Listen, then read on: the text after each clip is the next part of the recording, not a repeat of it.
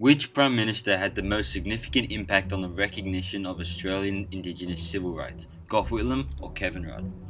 Since first arriving in Australia in the late 18th century, European settlers have had a huge impact on the lives of the Indigenous people who have lived undisturbed in Australia for thousands of years. Much of that impact has not been beneficial to Aboriginal people. In recent years, two of Australia's Prime Ministers have tried to make amends to the Aboriginal people for previous mistakes. Gough Whitlam, who was in power from 1972 to 1975, and Kevin Rudd, who was Prime Minister between 2007 and 2010. Of the two Prime Ministers, Gough Whitlam's policies have had the biggest practical impact on the lives of Aboriginal people. Historically, Aboriginal people had no rights to their ancestral land, and Australia was treated as terra nullius, the empty land. When the Europeans arrived, many Aboriginal groups were forced off their ancestral land and left to live in areas in which they had no spiritual connection to, often separated from their tribe. Prior to Whitlam coming to power, many Aboriginal groups were fighting for their rights to ancestral land, in which the previous government did not care about at all. During the mid-20th century, the attitude regarding land rights of Aboriginal people had reached boiling point. Workers from the Gurindji people of Australia's largest cattle station, Wave Hill, had walked off due to poor wages and working conditions. The strike was led by Vincent Lingiari, with the walk-off sparking a revolution for Australian civil rights throughout the nation. Gough Whitlam visited Aboriginal protesters at the Aboriginal 10 Embassy on the lawns of Parliament House in 1972, and in his election campaign he declared that we will legislate to give Aborigines land rights.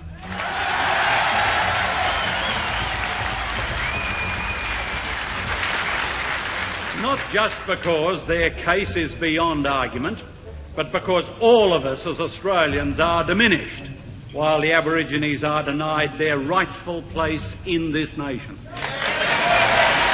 Whitlam commissioned a report into how to return land to Aboriginal communities.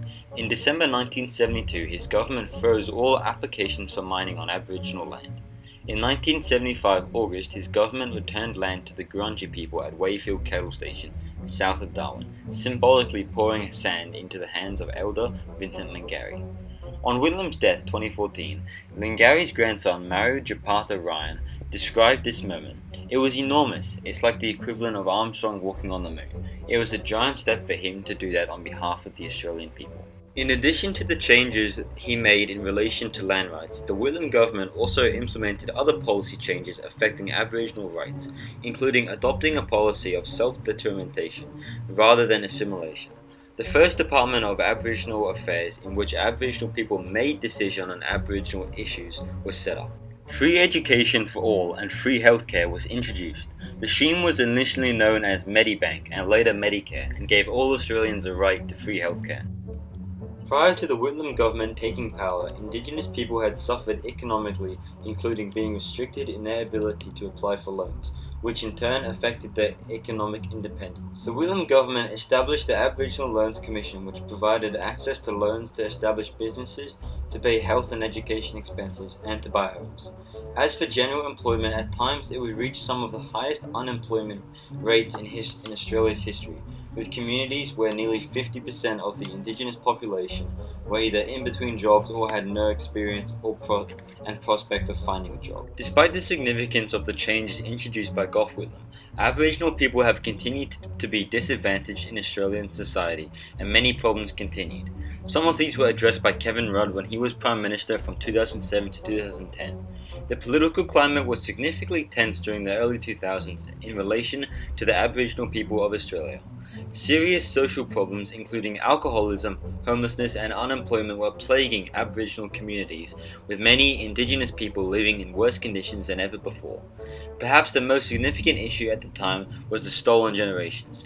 This term was used to describe the taking of Aboriginal children from their homes by the Australian government to be housed in church-run institutions or foster homes.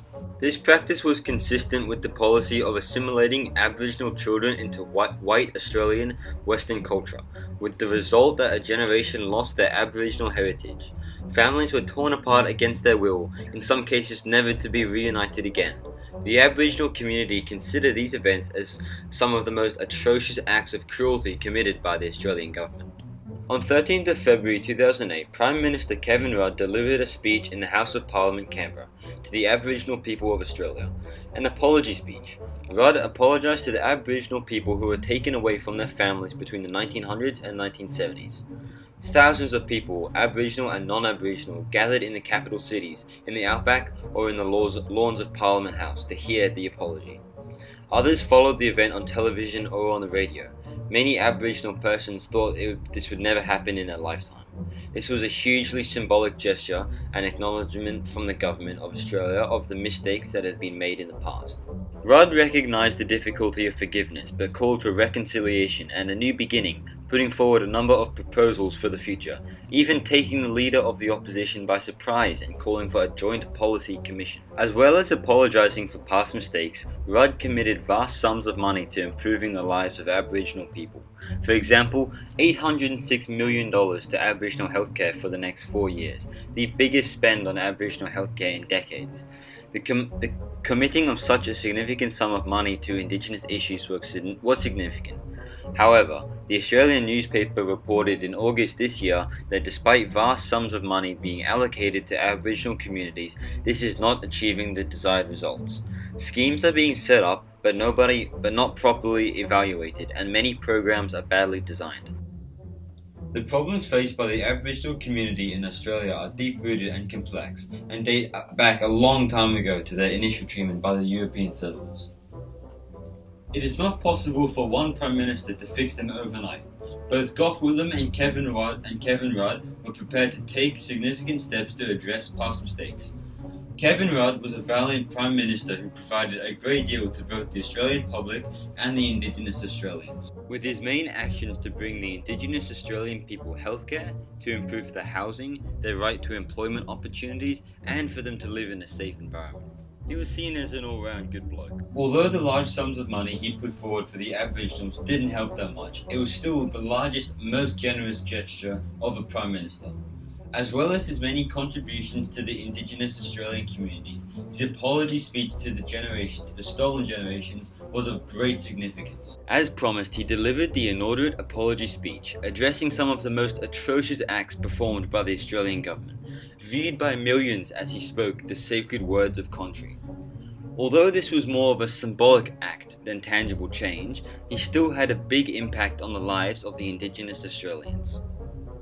Now, what Gough Whitlam mainly did was he decided to return ancestral lands to Aboriginal people and gave them a sense of belonging and dignity that they had lost over the 200 years.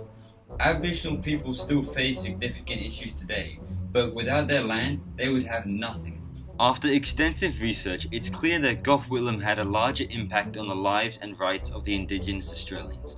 Land is what they live for, and for someone to return that spiritually sacred soil to them, it is of the utmost importance.